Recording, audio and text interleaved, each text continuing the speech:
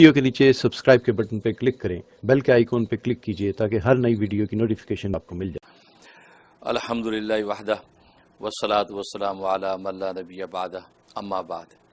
آج ہم بات کریں گے سورۃ زخرف کے بارے میں۔ زخرف جی، یہ 43ویں نمبر کی صورت ہے جی، اور زخرف جو ہے یہ مکی صورت ہے جی، اور 89 اس کی آیات ہیں، 89 اور اس میں بڑے عجیب و غریب مضامین ہیں۔ اور زخرف جو ہے یہ عربی زبان کا لفظ ہے، اس کا معنی ہوتا ہے سونا، جیسے سونا چاندی ہوتا ہے تو سونا جو زخرف کہا جاتا ہے۔ جی، اصل میں اس میں ایک حقیقت بیان کی گئی ہے کہ سرکار دو عالم صلی اللہ علیہ وسلم نے جب دعوی نبوت فرمایا تو اس وقت مشرکین مکہ نے اور اعتراضات میں سے ایک اعتراض یہ بھی کیا کہ آپ تو ایک غریب اور یتیم شخص ہیں جس کے اوپر یہ قرآن کریم جیسا عظیم الشان کلام اتر آیا۔ جی، حالانکہ طائف کے شہر میں، مکہ کے شہر میں بڑے بڑے مالدار دولت مند لوگ موجود ہیں، بڑے بڑے سرداران قریش ہیں، ان میں سے کسی پر یہ کلام الہی کیوں نہیں اترا؟ اچھا، اللہ نے یہ ایک یتیم اور غریب کو کیوں منتخب کیا؟ یہ اعتراض کیا۔ اگر ان مالداروں میں سے کسی پر یہ کلام الہی اترتا تو ہم شاید اس کو مان لیتے، اب اس یتیم کو ہم کیوں مانیں؟ اس پر اللہ تبارک و تعالی نے اس میں آیات اتاری جس میں یہ حقیقت بتائی کہ اگر اللہ تبارک و تعالی کو یہ خوف نہ ہوتا کہ سارے کے سارے انسان کافر ہو جائیں گے اچھا، تو اللہ تعالیٰ ان کافروں کے گھروں کی چھتیں سونے چاندی کی بنا دیتا، ان کی سیڑھیاں سونے چاندی کی ہوتی جن کے اوپر یہ چڑھتے، جی، ان کے تخت سونے چاندی کے ہوتے، تو گویا کہ ان کو سونے چاندی ان کے گھروں کے اندر بچھا دیتا۔ لیکن ڈر یہ تھا کہ رحمان کے منکروں کو جب اللہ یوں نواز دیتا دنیا تو جو دوسرے جو سادہ لوگ مسلمان ہیں وہ کہیں یہ نہ سمجھتے کہ یار یہ لوگ حق پر ہیں، تبھی تو دیکھو اتنی شان و شوکت ان کو ملی ہوئی۔ جی، تو اس لیے اللہ تبارک و تعالیٰ نے جو ان کو سونے چاندی کی اینٹیں نہیں دیں۔ تو تم سونے چاندی کو اتنی اہم بات سمجھتے ہو، اللہ کے ہاں تو اس کی قیمت ہی نہیں ہے، وہ اپنے نہ چاہنے والوں کو جو سونا چاندی پھینک کے دے دینا چاہتا ہے، کیونکہ اللہ کی نظر میں تو ایک لنگڑے مچھر کے پر کے برابر دنیا کی قیمت نہیں ہے، بالکل اور صحیح، تم اس سونے چاندی پر جو اس نبی کا وزن لگاتے ہو۔ حالانکہ اس سے پہلے فرعون نے بھی اسی بنیاد پر وزن لگایا کہ فرعون نے اپنے دربار شاہی میں یہ بات کہی کہ دیکھو اس کو موسیٰ کو جو مجھے دعوت حق دینے آیا، جو شہنشاہ کائنات کا جو قاصد بن کے آیا، جی، ادھر میرے قاصدوں کو دیکھو، سب کے ہاتھوں میں سونے کے کنگن، شاہی لباس، سونے کی تاروں کی جب جیکٹیں پہنی ہوئی ہیں، یہ شان و شوکت، میرے قاصد اتنی شان والے، یہ دیکھو کیسا ہے۔ تو جیسا یہ ویسے اس کا خدا ہے۔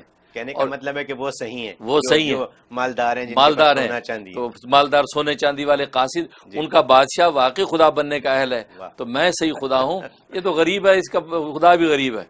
تو اللہ تعالیٰ نے اسی صورت میں یہ حقیقت بیان کی، کہا کہ پھر انجام کیا ہوا کہ وہی غریب موسیٰ اسی مصر کے اوپر حاوی ہوا اور فرعون اور اس کے وہ سردار جو دریاؤں میں غرق ہوئے۔ ایسے تو اللہ کے اس کی کوئی قیمت نہیں، لہٰذا اس پر محمد صلی اللہ علیہ وسلم کا وزن نہ لگاؤ۔ محمد صلی اللہ علیہ وسلم کو جو شان اللہ نے دی ہے وہ تو انبیاء کے سردار ہیں۔ تو پھر دوسرا ایک انہوں نے مشرکین مکہ نے ایک یہ بات کہہ رکھی تھی کہ بھی یہ جو ملائکہ اور فرشتے ہیں یہ اللہ کی بیٹیاں ہیں، تو اللہ نے اس پر بھی اعتراض کیا کہ تم کتنے نالائق ہو کہ اللہ کی طرف جو ہے فرشتوں کی بیٹیوں کی نسبت کرتے ہو، جبکہ اللہ تبارک و تعالی ان چیزوں سے بالا تر ہیں۔ اور پھر ایک اور مقام پہ فرمایا کہ تمہاری یہ تقسیم کتنی بری ہے کہ اپنے لیے تو بیٹے تجویز کرتے ہو اور بیٹی ہونا عیب سمجھتے ہو جی، اور زندہ درگور کر دیتے ہو کہ یہ تو ماتھے پہ داغ ہے، اور اللہ کی طرف بیٹیوں کی نسبت کرتے ہو، یہ کیسی بری تقسیم کی تم نے؟ تو اس طریقے سے اس کا جواب دیا۔ پھر انہوں نے یہ بات کہی تھی کہ ہم جو ہے اپنے باپ دادا کے دین پر، ہم محمد کی بات نہیں سنتے، اس کلام الہی کو ہم نہیں سنتے، ہم تو باپ دادا کے دین پر ہیں۔ جی، اس پر اللہ تبارک و تعالی نے اس صورت میں حقیقت بیان کی کہ ابراہیم علیہ الصلوۃ والسلام بھی تو تمہارے باپ دادا میں سے ہیں، ان کا جو دین ابراہیمی اس پر کیوں نہیں چلتے؟ بالکل صحیح، اس کا دین ابراہیمی شرک نہیں تھا، اس کا دین ابراہیمی توحید تھا، اور وہ تو بتوں کی مخالفت نہ کی بلکہ بتوں کو توڑا، جی، وہ تو بت تراش بت شکن بنے، جی، باپ بت تراش تھا، خود بت شکن بنے۔ جی، تو تم اگر باپ دادا کے دین پر ہو تو ابراہیم کا دین تمہارے باپ دادا کا دین نہیں ہے، اس کو تم نے چھوڑ دیا، اور محمد صلی اللہ علیہ وسلم اسی دین ابراہیم ہی کی آگے کڑی ہے کہ جو تمہارے سامنے دینی حق پیش کر رہے ہیں۔ اس حقیقت کو اس صورت میں واضح فرمایا۔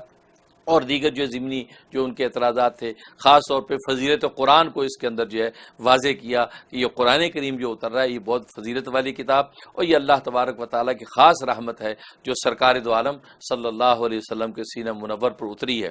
اور اس صداقت قرآن کو ثابت کرنے کے لیے صورت میں 4 نقلی دلائل پیش فرمائے اور 3 عقلی دلائل پیش فرمائے۔ اس طریقے سے اس مضمون کو ثابت کیا اور بتا دیا کہ یہ سونا چاندی جس پر تم انسانوں کی قیمت لگاتے ہو اس کی کوئی حقیقت نہیں ہے۔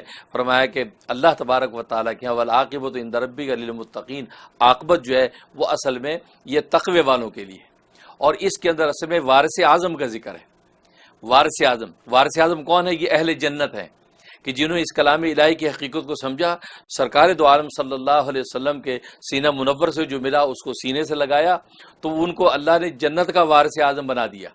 اور آیات اسی میں اتار دی، وَتِلْكَ الْجَنَّةُ الَّتِي أُورِثْتُمُوهَا بِمَا كُنْتُمْ تَعْمَلُونَ، کہ یہ وہ جنت ہے کہ جو وراثت میں تمہیں دی جا رہی ہے، یعنی اہل جنت کو، یہ تمہارے ان عملوں کی وجہ سے جو عمل تم دنیا میں کرتے رہے۔ سبحان اللہ۔ تو یہ وہ وارث اعظم، کیونکہ وراثت دنیا میں سونے کی بھی ہے، چاندی کی بھی ہے، جائیداد زمین کی وراثت، لیکن یہ بہت معمولی وراثت ہے، اللہ کے یہاں اس کی قیمت نہیں۔ اصل وراثت وہ جنت کی وراثت، جو اہل جنت کو جنت ملے گی تو وہ اصل وارث اعظم ہے، عظیم الشان وارث وہ ہیں۔ یہ دنیا کی وراثتوں کی کوئی حقیقت نہیں۔ ساری بات تو جنت کی ہے، جنت کی جب اس دنیا میں آئی گئے تو یہاں سے جنت لے کے جا سکتے ہیں آسانی کے ساتھ، آسانی کے اتنی آسانیاں ہیں، بالکل، اور نہ لے کے جائیں تو اس میں قصور کسی کا نہیں ہے سوائے ہمارے۔ بالکل خود انسان تو جنت کمانے کا وقت ہے ابھی بھی ہم سب کے پاس، صحیح بات، جو جاگ رہے ہیں، جو زندہ ہیں وہ جنت کما سکتے ہیں، اور گھڑی میں کما سکتے ہیں۔ بالکل حقیقت ہے، ایسے ہی ہے نا؟ بالکل بالکل درست ہے۔ تو حضرت یہ فرمائیے کہ اس کے فوائد۔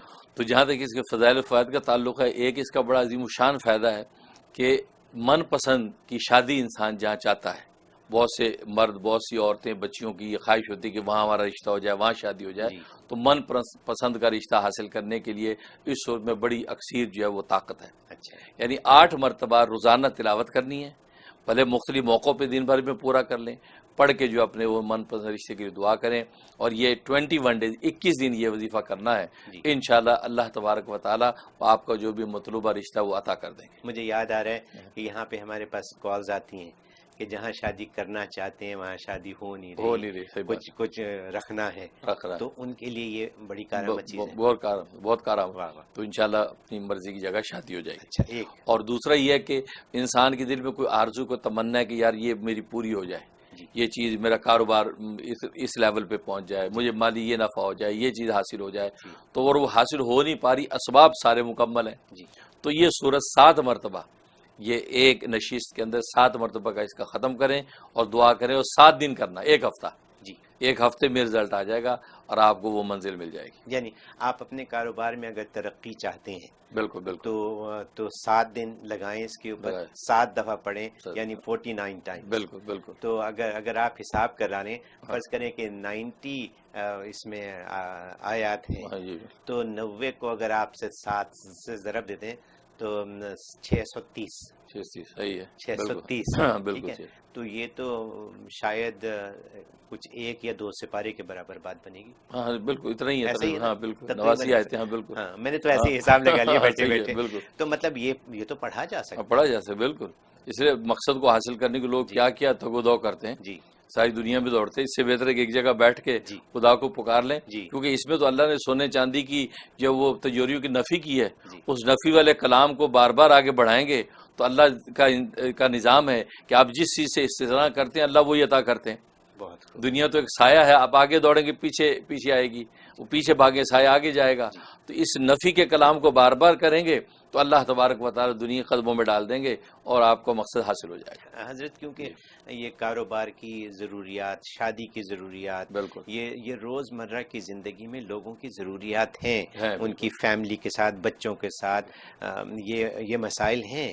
تو آپ آج کل ایسی چیزیں بیان کرتے ہیں، میں آپ کو بتاؤں کہ کچھ لوگوں نے اس پہ عمل کیا اور فائدہ اٹھایا، اور ہمیں معلوم ہے کہ وہ کون لوگ ہیں، انہوں نے ہمیں اطلاع دی ہے۔ تو یہ ایسی باتیں ہیں جس کو پلو سے باندھ لیں۔ صحیح بات۔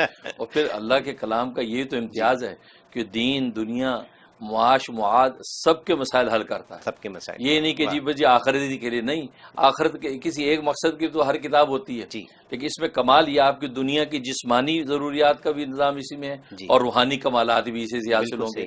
یہ کامل و مکمل کتاب ہے کہ آپ کی انفرادی اجتماعی ساری زندگی کا پیغام حق ہے. واہ واہ. اور ایک فائدہ اس کا یہ ہے کہ اگر کوئی کام اٹکا ہوا ہے، جی، کوئی مشکل ہے جو دور ہی نہیں ہو رہی، سارے اسباب کر لیے دور نہیں ہو پا رہی، تو روزانہ ایک مرتبہ تلاوت کرنی ہے. تلاوت کر کے اللہ کے حضور دعا کرتے رہیں. جو بھی رکاوٹ ہے، مثلا دنیا میں آج کل لوگوں کو جاب ملنے کی رکاوٹیں ملتی نہیں، یا امیگریشن کا معاملہ، امیگریشن نہیں مل رہی، اور بہت سی ایسی چیزیں تو وہ نہیں مل پا رہی، تو ایک مرتبہ روزانہ اس کی تلاوت کریں اور 41 ڈیز کی نیت سے شروع کریں. انشاءاللہ رکاوٹ دور ہو جائے گی اور مقصد حاصل ہو جائے گا. کیا بات. تو یہ خود کریں یا ان کے والدین کر سکتے ہیں؟ ہاں جی، وکالت چل سکتی ہے، کوئی دوسرا کسی طرح کر سکتا ہے. ٹھیک ہے، بہت خوب. اور جہاں تک خواب میں تعبیر کا تعلق ہے، اس میں ایک اشارہ یہ ہے کہ اللہ تبارک و تعالیٰ دین دنیا کی دولتیں اس کے لیے آسان کر دیں گے.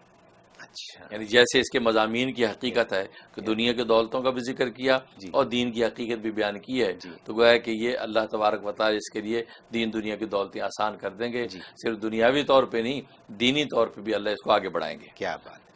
اور دوسرا یہ فائدہ یہ ہے کہ یہ اللہ تبارک و تعالیٰ کو ایسا کام لیں گے، ایسا کوئی قول یا فعل اس سے صادر ہوگا کہ جس کی وجہ سے دنیا میں اس کا نیک نام ہو جائے گا، نیک نام ہوگا اور وہ اس کے لیے عظیم صدقہ جاریہ ہوگا اور وقت کے اولیاء اس کے لیے دعائے خیر کیا کریں گے. واہ واہ واہ واہ. یہ اس کی انتخابوں کی تعبیر ہے اور بہت ہی اللہ سب کو یہ خواب میں دکھائے. آمین. اللہ اور حقیقت بھی عمل کی توفیق دے. بالکل بالکل بالکل.